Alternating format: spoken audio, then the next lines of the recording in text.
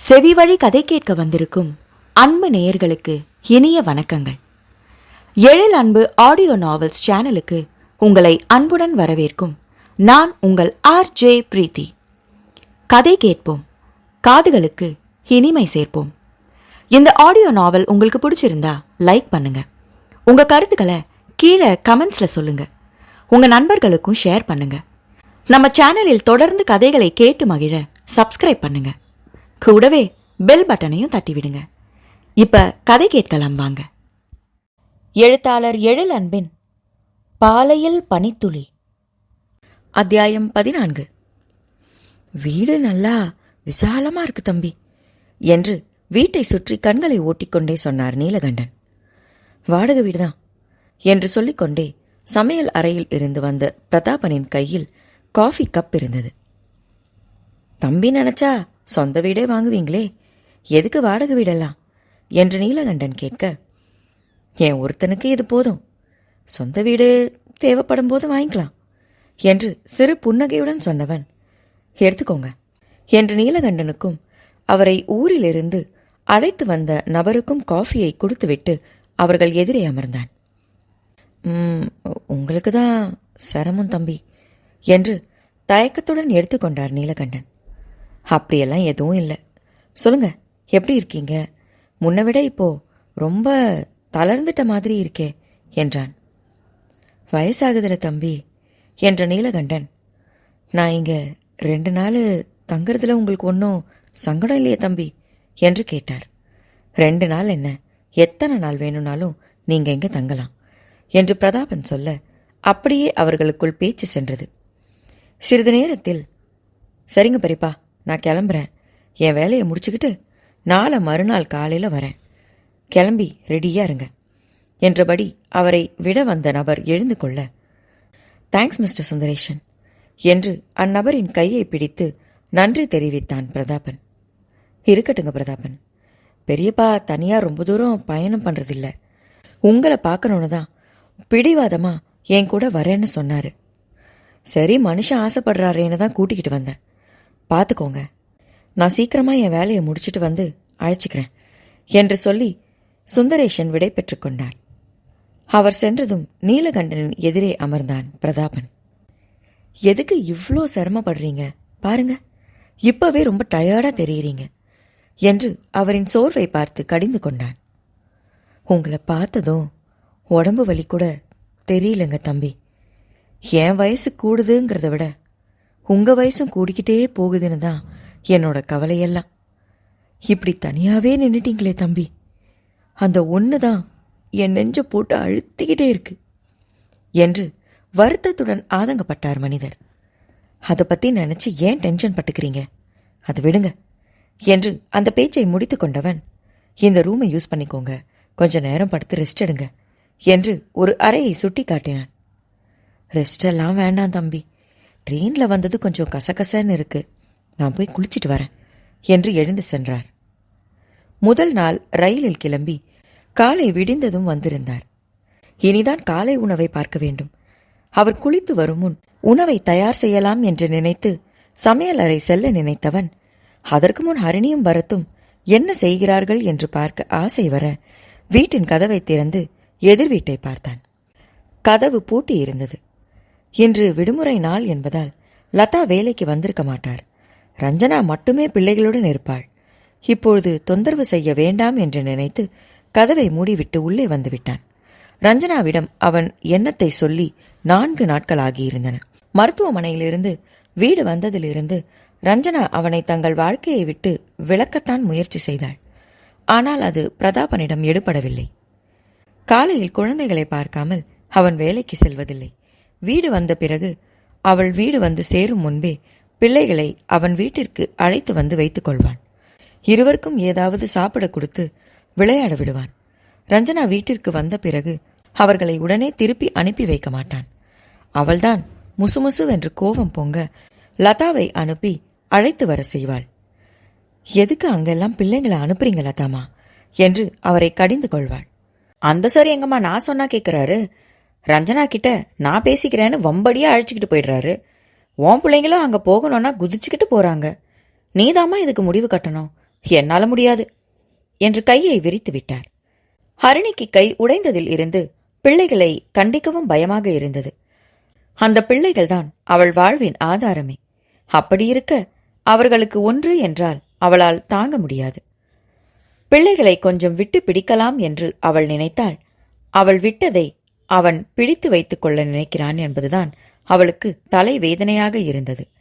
அவனிடம் சண்டை பிடிக்கக்கூட பேச பிடிக்காமல் தான் விலகி இருந்தாள். அதையே அவன் தனக்கு சாதகமாக பயன்படுத்திக் கொள்ள நினைக்கிறானே என்று தனக்குள் பொறுமிக் கொண்டிருந்தாள். வங்கியிலும் இருவரும் அலுவலக வேலை தவிர எதுவும் பேச முடியவில்லை. அங்கேயும் அவன் தொந்தரவு செய்வானோ என்று பயந்துதான் இருந்தாள். ஆனால் அவள் பயந்தது போல அவனிடம் சிறு வித்தியாசம் கூட இல்லை. மற்ற ஊழியர்களிடம் எப்படி பேசுவானோ அப்படித்தான் அவளிடமும் நடந்து கொண்டான். பிள்ளைகளுடன் பழகுவது தவிர அவனிடமிருந்து அவளுக்கு வேறு எந்த தொந்தரவும் இல்லைதான் என்றாலும் அதற்காக அவளால் மகிழ்ந்துவிடவும் முடியவில்லை. பிள்ளைகள் மூலமாகத்தானே தன்னை நெருங்க நினைக்கிறான் என்ற கோபம் இருந்தது. அதே நேரம் தன் நினைப்பு சரிதானா என்ற சந்தேகமும் இருந்தது.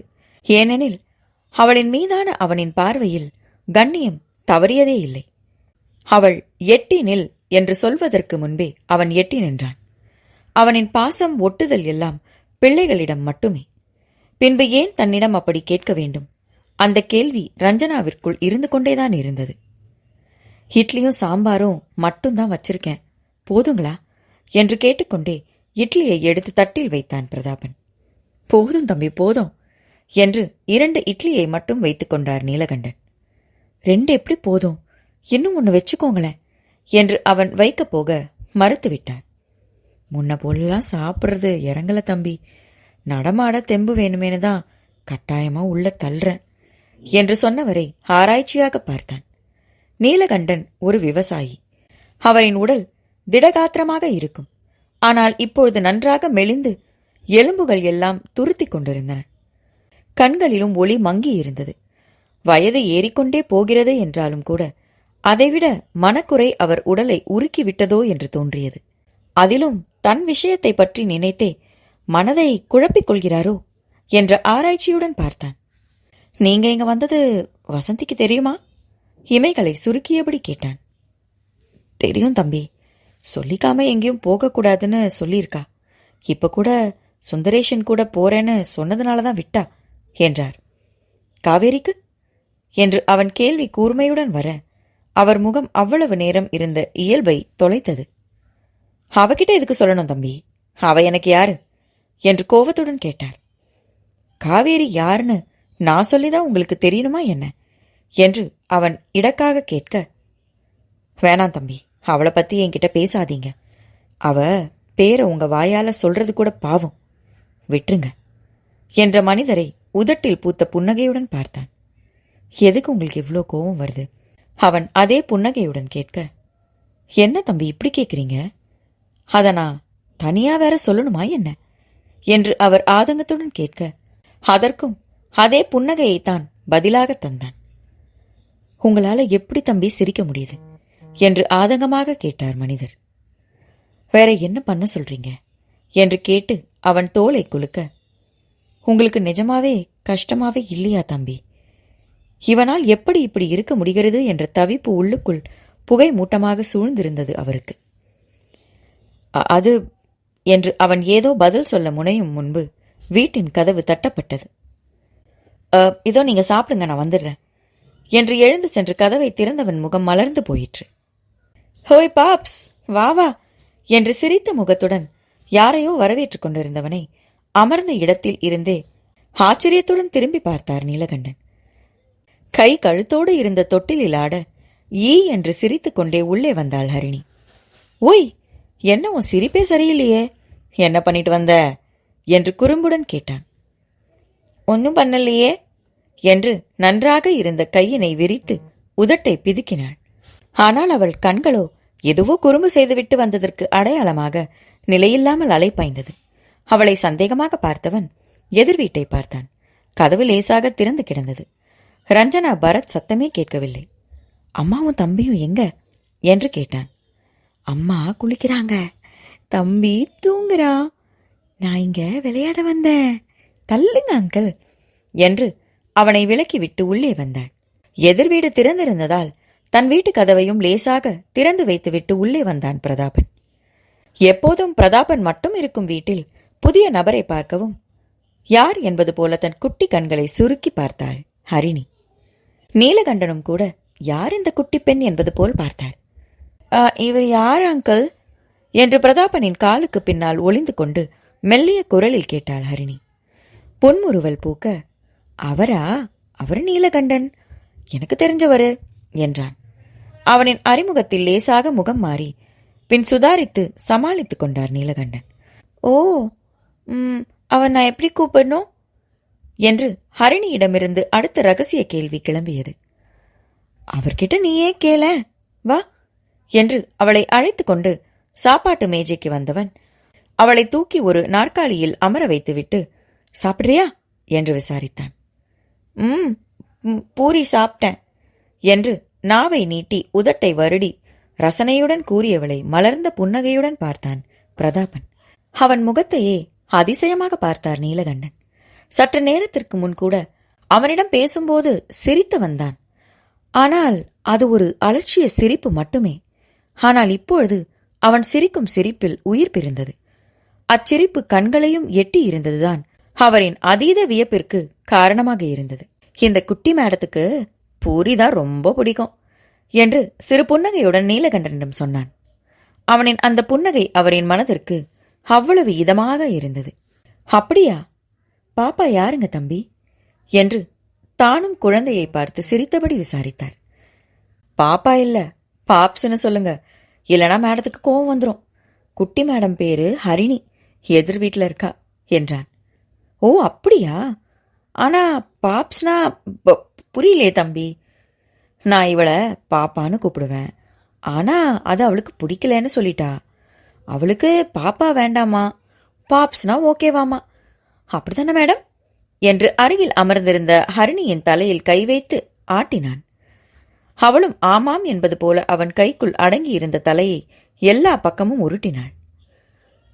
பப்ஸ்னா இப்போ பேக்கரி கடையிலெல்லாம் சுருள் சுருளா ஒரு தீனி விற்கிறாங்களே, அதுவா என்று அவர் அப்பாவியாக கேட்க கையால் வாயை பொத்திக் கொண்டு சிரித்த ஹரிணி, ஐயோ அது பப்ஸ், நான் பாப்ஸ் என்று தலையில் அடித்துக் கொண்டாள்.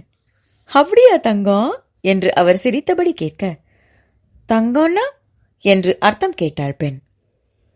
தங்கம் மீன்ஸ் கோல்டு, நீ கோல்டு பொண்ணுன்னு சொல்றாரு என்று பிரதாபன் விளக்கம் சொல்ல, இவன் இவ்வளவு பேசுவானா என்றுதான் இருந்தது நீலகண்டனுக்கு. அவன் பேச்சு அவரிடம் எப்பொழுதும் அளந்துதான் இருக்கும். இந்த பிள்ளையிடம் நன்றாக பேசுகிறானே என்று வாயை பிளந்துதான் பார்த்தார் மனிதர். அவர் பார்த்து கொண்டிருக்கும் போதே பிரதாபனும் ஹரிணியும் தங்களுக்குள் ஏதோ கிசுகிசுவென்று பேசிக் கொண்டிருந்தனர். அதில் ஹரிணியின் பார்வை பெரியவர் பக்கமே போய் போய் வந்து கொண்டிருந்தது. தன்னை பற்றிதான் ஏதோ பேசுகிறார்கள் என்று புரிந்தது. பாப்ஸ் என்ன சொல்லுது தம்பி என்று ஆவலுடன் கேட்டார். உங்களை எப்படி கூப்பிடணும்னு கேட்கறா என்றான் பிரதாபன். அப்படியா தங்கம் என்றதும் மேலும் கீழும் தலையை அசைத்தாள். இந்த கிழவனை எங்க ஊர்ல எல்லாரும் தாத்தான்னு தான் கூப்பிடுவாங்க, நீயும் அப்படியே கூப்பிடு தங்கம் என்றதும் சமத்தாக தலையை அசைத்தாள். உன் கைக்கு என்னாச்சு தங்கம், புள்ள கையில பெரிய கட்டா இருக்கே என்று விசாரித்தார். படியில விழுந்துட்டேன் என்றாள் உதட்டை பிதுக்கி.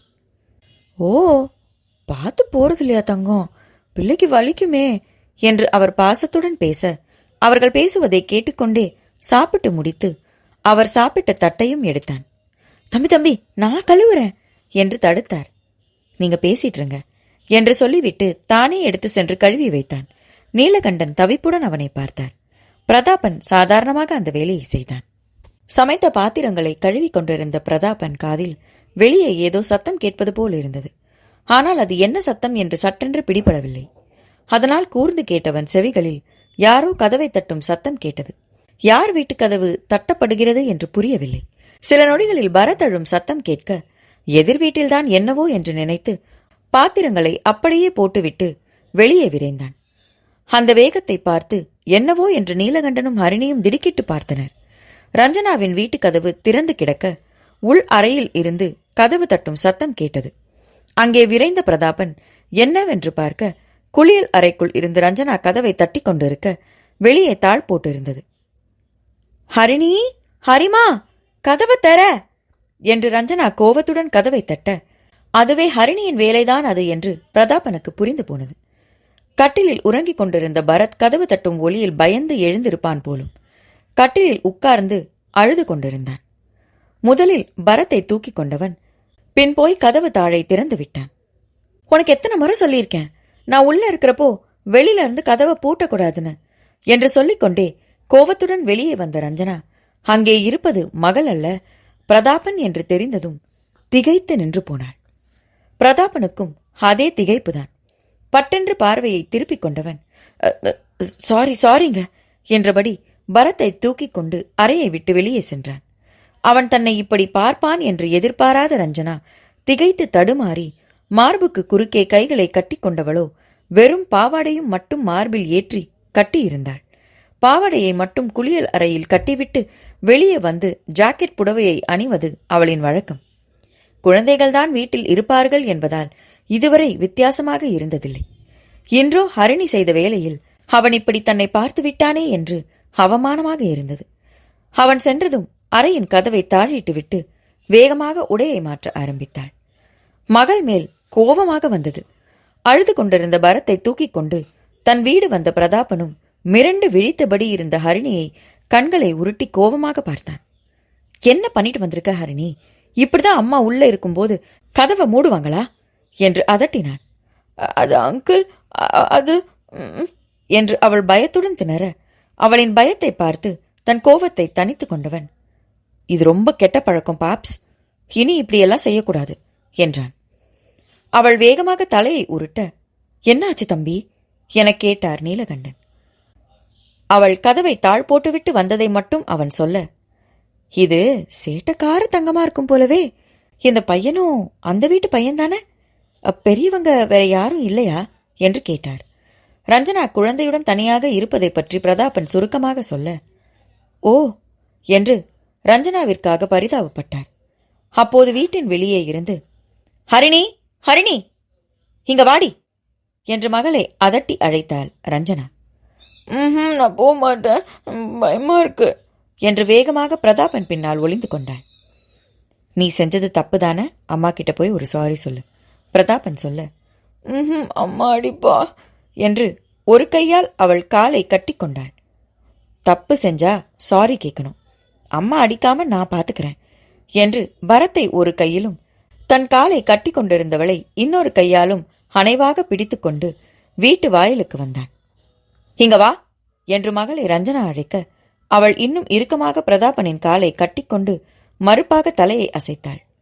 என் கோவத்தை கலப்பாம மரியாதையா வந்துரு, இல்லனா அடிப்பேன் என்று ரஞ்சனா கண்களை உருட்ட அதில் இன்னும் தான் பயந்தாள் பிள்ளை. கோவப்படாதீங்க ரஞ்சனா, அவ தெரியாம விளையாட்டா செஞ்சிட்டா என்று பிரதாபன் சொல்ல, அவ ஏன் மக சார், அவளுக்கு நீங்க என்ன சப்போர்ட்டா? முதல்ல என் பிள்ளைங்களை என்கிட்ட விடுங்க சார் என்றாள் கோபமாக.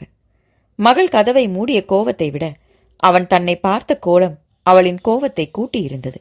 இப்போது தன் மகன் அவன் தோளில் சாய்ந்திருக்க, மகள் அவன் காலை கட்டி கொண்டிருக்க தாயானவளுக்கு எப்படி இருக்குமாம்? தன் மகளுக்காக அவன் ஆதரவாக பேச அவளின் கோபம் அவனின் புறம் திரும்பியது. அவங்களை ஏன் பக்கம் அனுப்புங்க என்றாள் பல்லை கடித்து கொண்டு. அனுப்புறேன், பட் ஹரிணியை நீங்க அடிக்கக்கூடாது என்று கண்டிஷன் போட்டு அவளின் கோபத்திற்கு தூபம் போட்டு விட்டான். ஏன் மகளை அடிக்கக்கூடாதுன்னு ஆர்டர் போட நீங்க யாரு சார்? நீங்க ஏன் எப்பவும் எங்க சொந்த விஷயத்துல மூக்க நுழைக்கிறீங்க? என் பிள்ளைங்களை உங்க வீட்டுல கூப்பிட்டு வச்சுக்கிறதும் அவங்களுக்காக நீங்க சப்போர்ட் பண்றதும் என்னங்க சார் இது? ஒருவேளை நீங்க தான் என் மகளுக்கு கதவை பூட்ட சொல்லி ஐடியா கொடுத்ததா? என்னதான் சார் உங்களோட பிளானு என்று சற்று முன் நடந்ததை வைத்து கோபமாக கேட்க, ஏமா சின்ன குழந்தை ஏதோ தெரியாம செஞ்சதுக்கு தம்பியை ஏமாத்திட்டுற, அவரெல்லாம் அப்படி பண்றவர் இல்லமா, வார்த்தையை பார்த்து பேசு. பிரதாபனை சொன்னதும் நீலகண்டன் சண்டைக்கு கிளம்ப புது நபரை பார்த்து ஒரு நொடி அதிர்ந்தவளுக்கு யார் இவர் என்ற கேள்வி உள்ளுக்குள் ஓடினாலும் அதைவிட சற்று முன் நடந்த நிகழ்வு மின்னலாய் வந்து போக, அவர் அப்படியெல்லாம் இல்லையா, நீங்க இவருக்கு சப்போர்ட்டா? இவரெல்லாம் திட்டம் போட்டு காய் நகர்த்துற ஆளு, அது புரியாம இவருக்கு போய் சப்போர்ட்டுக்கு வரீங்க என்று ஆத்திரப்பட்டாள். அவன் தன்னை அப்படி பார்த்துவிட்ட கோபம் கண்ணை மறைக்க, அவன் அப்படி இல்லை என்று புத்திக்கு தெரிந்தாலும் தன்னையும் மீறி வார்த்தையை விட்டாள் அவள். திட்டம் போட்டு காய் நகர்த்துறதா? தம்பி அப்படியெல்லாம் செய்யறவர் இல்லமா. அவரை பத்தி தெரியாம அபாண்டமா பழி போடாத. ஓகே, உங்களுக்கு இவரை பத்தி ரொம்ப தெரியுமோ என்று இகழ்ச்சியாக கேட்டாள். ரொம்ப நல்லாவே தெரியும். என் மருமகனை பத்தி எனக்கு தெரியாதா?